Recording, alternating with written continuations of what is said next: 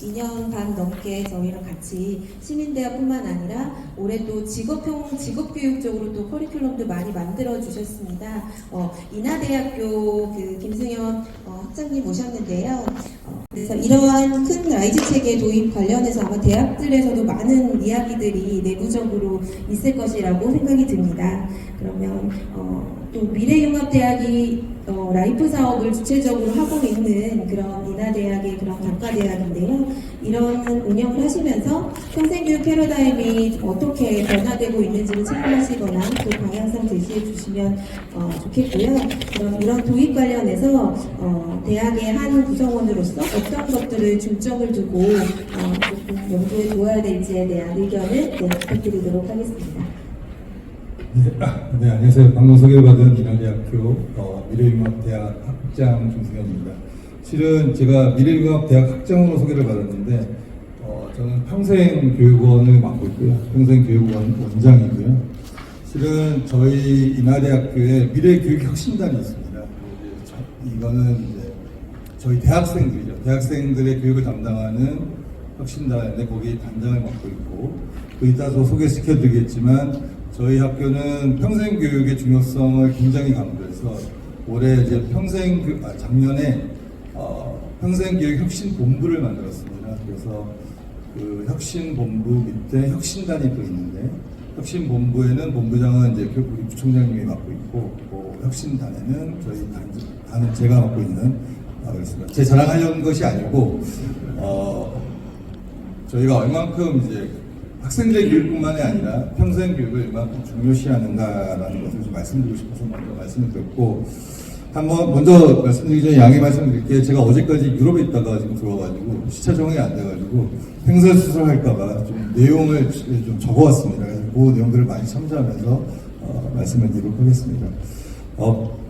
말씀드리기 전에 아까 또 신영 팀장님께서 대학의 역할에 대해서 되게 말씀을 해주셨는데 대학이 팀장이 보시는 것 이상으로 많이 고민하고 준비를 해왔다는 것을 먼저 꼭 말씀드리고 싶습니다. 저희가 대학혁신지원 사업을 하는 것이 벌써 3주기가 넘거든요. 그만큼 오랫동안 혁신을 위해서 대학교육뿐만 아니라 평생교육의 혁신을 위해서 많이 노력을 해왔고 대학은 뭐 구체적인 단위 과제에 대해서는 많이 협의를 해야 하겠지만 충분히 역량을 갖추고 있고 또 의지도 있다는 것을 먼저 말씀을 드리겠습니다. 네. 제가 받은 질문은 대답해 드릴 것은 이제 라이즈 체계를 도입하면서 평생교육 체제가 이제 활성화되고 앞으로 이제 평생교육의 패러다임이 어떻게 바뀔 것이냐라는 것에 대한 얘기였는데 보다가 비행기 타고 오면서 괜히 이 질문 선택했다 굉장히 후회를 많이 했었는데요. 굉장히 어려운 질문이기도 한데 실은 제가 준비한 내용이 오늘 조은 교수님이 말씀하신 내용과 많이 겹칩니다. 실은 그래서 말씀해 주셔서 너무 감사드리고 먼저 그래도 저희가 좀 준비하고 있는 내용으로 좀 말씀을 드리면 아무래도 이제 라이즈에서 평생교육이 굉장히 한 축이 되기 때문에 평생교육을 강조하다 보면 실은 대학의 입장의 변화를 먼저 말씀을 드리면 대학은 이제 개방될 수밖에 없다. 일반 시민들에게 개방된 대학으로서의 모습을 더 확장해야 될 것이고 이것이 대학이 개방이 되기 시작하면은 그냥 단순한 개방이 아니라 인적에 대한 개방이 될 거고 저희가 갖고 있는 인프라에 대한 활용에 대한 개방이 될 것입니다. 그래서 우리 대학 인프라를 활용하는 어떤 평생교육이 진행될 것이다 라는 것을 말씀드릴 수 있게 되겠고요. 저희 대학교의 어떤 인적 자원이나 어떤 인프라를 활용하다 보면 결국은 저희 우원 원장님께서 저희 학교에 와서 말씀하셨는데 대학이 본연이 갖고 있던 어떤 교육기관, 특히 어떤 전문 교육의 기회가 어떻게나 더 확대될 것이다라는 것이 저희가 보고 있는 관점이 되겠습니다. 그래서 실은 단기 전문 학습 프로그램들을 더 활성화할 것이고 이런 단기 전문 활성화 프로그램을 활성화하다 보면 아까 조은 교수님이 말씀하신 것처럼 이제 일종의 인증제죠. 그러니까 디지털 배지나 오픈 배지 등을 통해서 어떤 인증제도 활성화할 것이 되겠고 이미 교육부에서도 발표를 했었지만 또 학위 취득 기회도 굉장히 다양해지고 그 기회가 확대될 것이다라는 것이 되겠습니다. 그래서 지역 그다음에 대학 간의 협력을 통해서 평생교육의 패러다임의 이제 변화를 이제 조금 세분화해서 말씀을 드려보면 먼저 말씀드릴 수 있는 것은 수요자 중심의 어떤 교육이 제공될 것이다라는 것이 첫 번째 저희 패러다임의 변화를 보고 있습니다. 과거에는 어떤 일방적인 교육에서 어떤 교육 프로그램이 제공됐다면은 지금은 지역사회의 어떤 계층과 다양한 계층과 연령 그룹의 어떤 수요와 요구에 맞는 맞춤형 프로그램을 개발할 것이 되겠고요. 마침 저희 인천인재평생교육진흥원에서 오늘 비전을 말씀하신 그 미션을 보니까 국내 최고의 맞춤형 인재 양성 평생교육 플랫폼을 기반을 구축하시겠다고 하셨는데 바로 맞춤형 교육 프로그램이 활성화되고 있지 않을까 싶습니다. 저 인하대학교에서는 아까 말씀드린 것은 저희가 이제 올해 아까 신우석 행안위 위원장님께서 말씀하셨지만 제가 70주년 기념했고 비전 선포를 했었는데 교육에 있어서의 키워드는 딱 두 가지였습니다. 뭐였냐면 융합과 개방이었습니다. 그 개방의 내용을 보시면 저희가 생애 전주기 평생교육 체계를 구축하겠다라는 것이 큰 비전이었는데요. 그 말씀은 아까 저희가 말씀한 것처럼 수요자 중심의 맞춤형 교육 프로그램을 적극 개발하고 운영하겠다 하는 것이 되겠습니다. 두 번째 변화를 또 말씀드리면 학습에 아까 조홍 교수님께서 말씀하셨지만 학습이 이제 비형식화되고 또 유연화될 것이다라는 것이 되겠습니다. 기존에는 어떤 전통적인 강의실에서 저희가 강의를 진행했다 그런다면 우리 이제 코로나 시대를 거치면서 온라인 코스, 온라인 수업에 대한 것이 익숙해졌고요. 거기에 이제 현장 실습이나 인턴십 등 다양한 교육 형태가 제공될 것입니다.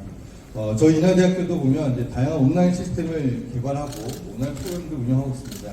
아까 우리 신영 팀장께서 말씀하셨는데 저희는 평생 교육에 관련된 플랫폼을 이미 구축을 해서 올해 3월달에 운영을 하고 있습니다. 오픈런이라고 하는 개방형 플랫폼을 운영하고 있는데요. 여기에는 저희가 갖고 있는 어떤 인문교양, 교양교육뿐만이 아니라 전문교육 프로그램도 갖고 있습니다. 이 플랫폼은 지금은 재학생뿐만이 아니라 졸업생들 그리고 일반 시민들 누구나 다 무료로 이용할 수 있는 상태거든요. 그래서 저희가 프로그램들 이 플랫폼을 적극 활용할 것이고요.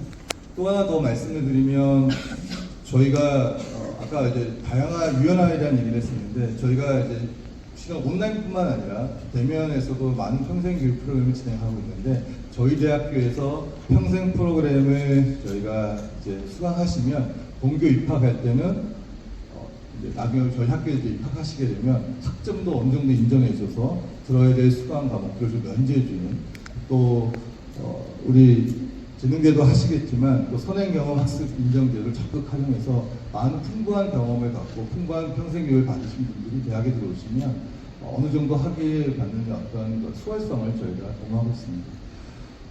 세 번째로 제가 말씀드린 것은 지역사회 연계 강화인데요. 대학이 어떤 평생교육에서 지역사회에서 중심적인 역할을 하게 되면서 이제는 이제 지역산업, 지자체, 비영리 조직과의 협력을 통해서 지역사회 문제를 해결하고 지역경제를 활성화하는 그런 다양한 프로그램을 개발할 것이고 이것을 통해서 교육의 사회적 가치를 높이고 지역사회와 대학 간의 어떤 의존성, 상호 의존성을 더욱 강화하지 않을까 하는 것이 되겠고요. 네 번째로 말씀드릴 수 있는 것이 바로 기술 활용에 대한 증대가 되겠습니다. 디지털 기술, 인공지능, 가상현실 등 첨단 기술들이 굉장히 발달되고 있는데 이것을 이제 교육에 적극적으로 활용하게 될 것이고 이것은 지역사회 새로운 학습 기회를 제공할 뿐만 아니라 또 많은 새로운 첨단 기술을 경험해 봄으로써 기술 격차를 해소할 수 있는 좋은 기회가 되지 않을까 싶습니다. 또한 이제 아까 말씀드린 것처럼 마지막이 되겠는데 지속 가능성이 이제 확보되지 않을까 싶습니다. 평생교육이 활성화되면 재정적인 지원이 진행될 거고 조직적인 지원이 이제 지원할 텐데요. 이렇게 됨에 따라서 어떤 평생교육의 질이 어느 정도 수준을 일정하게 유지하게 될 것이고 지속 가능성이 확보됨에 따라서 학습을 할 수 있는 기회를 좀 더 안정적으로 제공할 수 있는 그런 기회가 되지 않을까 싶습니다. 저희 인하대학교가 저희 학교에서 전체 평생교육을 총괄하는 조직이 되겠는데요. 이러한 조직을 통해서 평생교육의 지속 가능성을 확보하고자 많은 노력을 하고 있습니다. 이렇게 짧게 지금은 학생인데. 네. 저희가 바로 선택한 것 같습니다. 네, 국가의 방향성에 맞추어서 이번에 이제 인하대학교도 그 방향성을 같이 한다는 그런 뜻을 구체적인 전략들을 잘 설명해 주신 것 같습니다. 그러면 넘어서서 또 이제 재능대학교 홍윤아 사장님한테 또 마이크를 넘길 건데요. 사실 재능대학교가 되게 인상적이었던 게 평생 직업교육처를 이제 만드셔서 이제 나아가야 방향성을 아예 그런 부처 이름에다가 이렇게 딱 제시를 해주셨는데요. 인천재능대학교에서도 이런 변화를 이제 어떻게 보고 계시고 또 지역과 대학 간 협력 활성화를 위해서 정책과제를 제안해 주신다면 어떤 것이 있을 수 있을지 그리고 인천시나 뭐 진흥원이나 또 와이라이즈 체계에서 공동으로 협력해서 평생교육 사업을 한다면 어떤 모델들이 좀 나올 수 있을지에 대해서 소중한 의견 부탁드리겠습니다. 네, 안녕하십니까. 재능대학교 평생직업교육처장 홍윤아입니다. 반갑습니다. 네, 항상 이렇게 고르고 나면 질문을 제가 왜 이걸 골랐을까, 왜 모델 제안을 한다고 했을까, 이런 의회를 하는데요. 예, 많이 고민을 좀 해봤습니다. 우선 이제 저희 재능대학교부터 말씀을 드리자면, 그러니까 자장님께서도 말씀을 주셨지만, 이제 작년 3월에 평생직업교육처를 신설을 했습니다. 저희가 이 평생직업교육처에는 일단 평생교육원뿐만 아니라 영재교육원, 그리고 평생교육원, 그리고 이제 고용부 직업능력개발훈련기관, 그리고 이제 요양보호교육원, 예, 그리고 저희가 라이프 사업단을 이제 평생직업교육처에서 수행을 하고 있습니다. 사실 이제 중요한 건 라이프 사업도 먼저 말씀을 드리자면 저희가 대학의 평생 교육체제 지원 사업인 라이프 1.0에 저희가 중간에 사업에 진입을 했습니다. 네, 처음부터 시작을 했었던 건 아니고요. 이제 21년도에 선정이 돼서 마지막에 2년 동안 저희가 사업을 진행을 하고 또 작년에 저희가 2.0 사업에 고도화 사업에 진입을 하게 되었습니다. 이제 그런 것과 더불어 이제 저희가 평생 직업 교육처 가 만들어지게 되었는데요. 사실 뭐 실제적으로 현실 말씀을 드리자면 라이프 사업, 이제 그 성인 학습자들을 그 정원 내에 정원으로 모집하는 평생 라이프 사업과 관련해서 대학 내에서도 많은 고민이 있었고 반발도 있었습니다. 사실 저희가 지금 정원의 한 12% 정도가 지금 성인 학습자분들이 정원 내 전형을 통해서 들어오고 계시는데요. 21년 그때에도 새롭게 이제 그 학과를 신설하고 성인 학습자 모집 이런 부분들 그리고 어떻게 운영을 할 것인가 굉장히 고민이 많았습니다. 그리고 그런 부분들이 전교적인 차원에서 운영이 되는 부분들, 그러니까 학령기 인구의 학생들이 대부분인 이 대학의 상황에서 이 성인 학습자들을 어떻게 저희가 지원을 하고 운영을 해야 되는지에 대한 고민이 많았고요. 그런 의미에서 저희가 중간에라도 저희가 라이프 1.0 사업에 진입을 한 것은 저희가 잘했던 어떤 부분이다라고 지금 생각을 하고 있습니다. 물론 그동안의 과도기에는 많은 일들이 있었습니다. 특히나 이 라이프 사업 같은 경우는 처음에 이제 기획처에서 제안을 해서 기획처에서 맡았다가 그 다음에 이제 이게 이제 결국에는 정원 내 학생들을 대상으로 하니 이제 교환처에서 또 이제 맡았다가 이런 부분들을 작년에 저희가 평생 직업교육처를 만들면서 이제는 이런 부분들을 우리가 10% 이상의 성인 학습자들을 모집을 한다고 생각하고 전체적으로 전교적으로 이 성인 학습 지원의 체계를 만들어야겠다는 차원에서 평생 직업교육처가 만들어졌습니다. 예, 이렇게 해서 아까도 이제 학장님께서도 말씀 주셨지만 대학이 굉장히 이제 보수적인 곳이라고도 말씀들을 하시지만 학장님이 말씀하신 것처럼 저희가 대학들이 지금 굉장히 많은 혁신을 진행하고 있다. 그런 많은 고민들을 하고 있고 지금 이런 상황들이라는 것들을 조금 말씀을 드리고 싶었습니다. 실제로 이제 저희가 그 어떤 평생 교육의 어떤 지역과 이제 대학 간의 어떤 협력이 활성화되기 위해서 어떠한 제안을 할 수 있는가라고 고민을 해봤을 때 가장 제일 고민했던 부분들은 이제 스킬의 변화였습니다. 지금 많은 부분들이 컴peten스 역량에 대해서 역량 중심의 교육을 하고 있지만 이제는 역량보다도 그 아래단의 스킬이 굉장히 빠르게 변화를 하고 있습니다. 뭐 일자리가 빠르게 변화하고 소멸하고 창출되고 있는 가운데 실제로 저희가 5년 안에 만여 개의 일자리가 사라진다고 합니다. 그리고 또 새롭게 생겨나고요. 그래서 전체 일자리 23% 정도가 이제 변화할 수 있다라고 얘기를 하는데요. 이런 가운데 제일 중요한 건 어떻게 실업자든 구직자든 지금 재직자든 이런 빠른 스킬에 어떻게 우리가 변화에 대응할 것인가에 대한 부분이 가장 큰 것 같습니다. 그래서 저는 이제 인천과 이제 지역 대학이 협력해서 해야 될 부분이 어떤 건가 고민을 해봤을 때 결과적으로는 인천 지역과 대학이 같이 상생하기 위해서는 지역의 산업이 성장하고 발전해야 된다고 생각합니다. 그런 차원에서 인천시가 이제 주력하고 있는 산업들, 예를 바이오라든지 허스피탈리티라든지 항공, 물류 이런 산업들과 관련된 분야에서 이 기업들과 대학 간의 어떤 유기적인 어떤 협의체를 구성을 해서 저희가 이런 부분에 지역혁신위원회가 이제 만들어지고 이 지역 전문가가 양성이 되면 좋겠다라는 생각을 해봤습니다. 물론 이제 전국에 걸쳐서 또 훌륭한 인재들을 이게 위촉을 해서 전문가로 이렇게 활용하실 수 있겠지만 그와 더불어서 항상 지역 대학에 있는 어떤 그 분야에 대한 전문가분들을 활용하셔서 같이 협업해서 같이 고민을 하고 아웃풋을 만들어가는 지역혁신위원회나 이런 협의체가 구성이 된다면 좋겠다는 생각을 했었고요.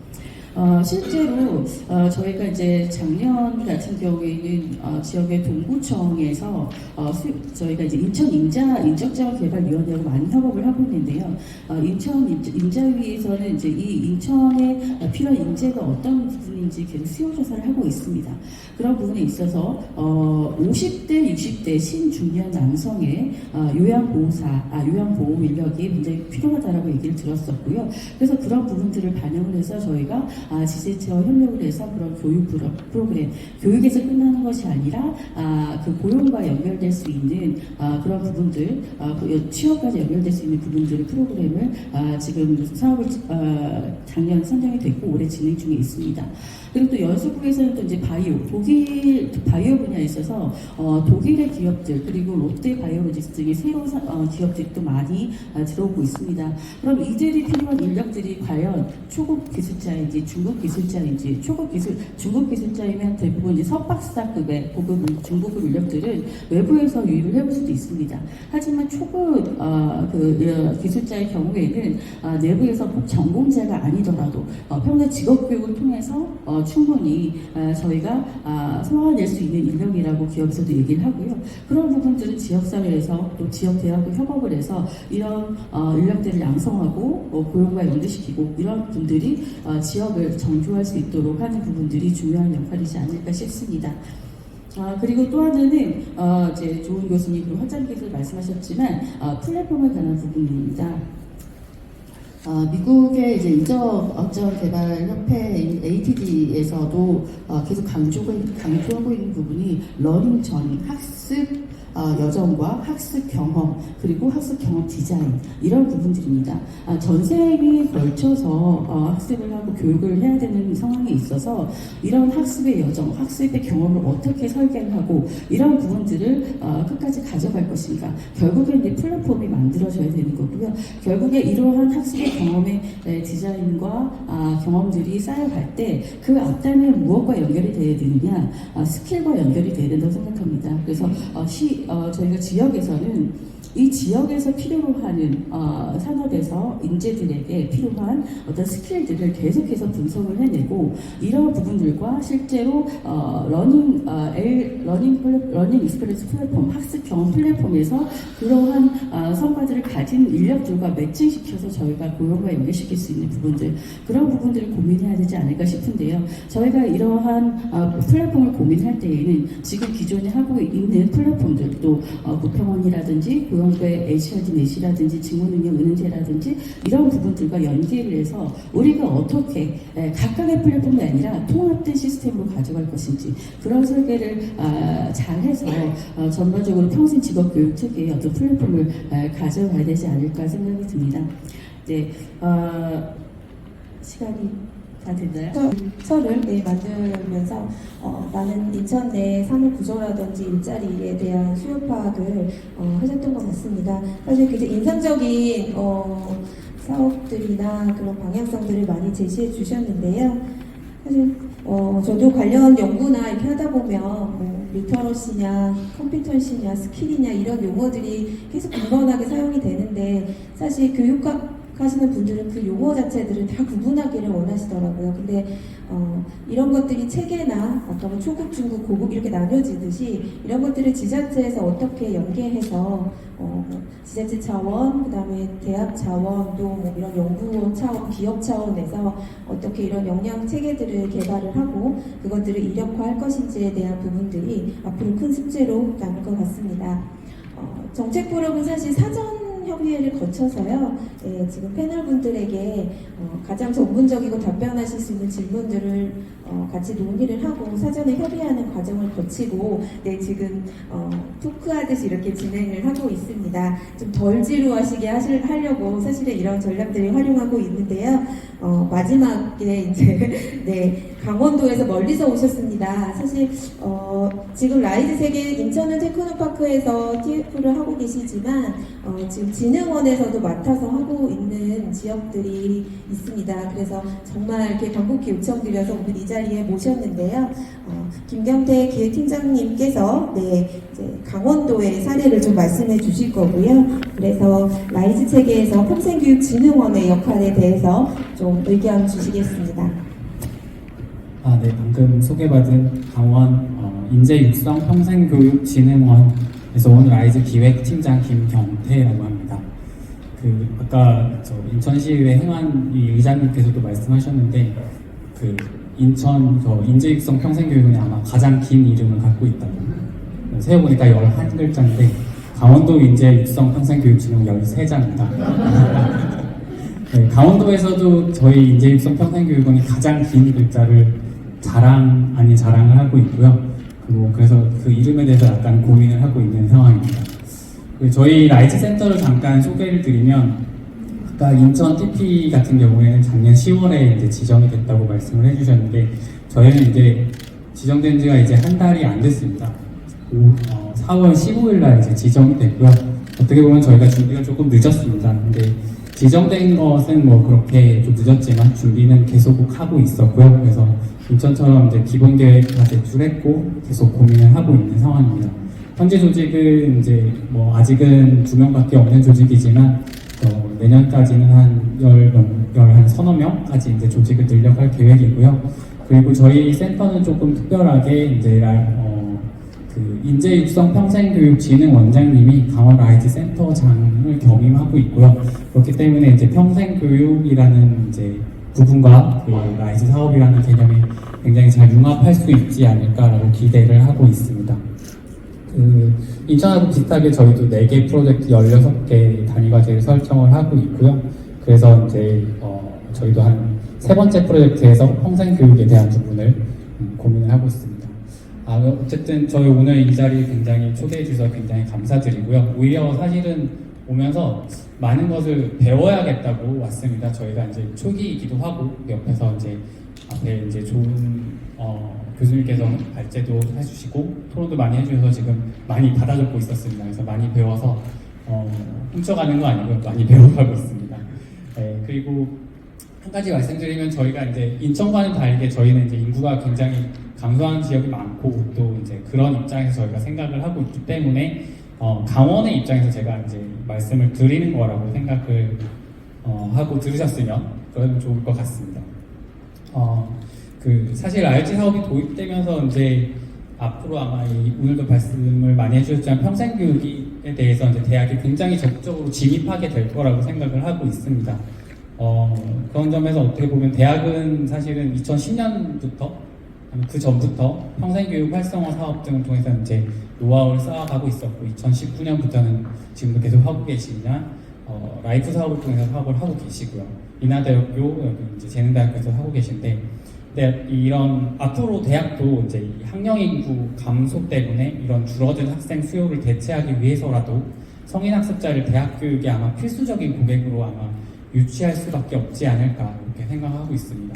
특히 이제 저희 강원 지역 같은 경우는 이 대학에서 그 성인 교육은 어쩌면 생존의 문제라고 달려 있습니다.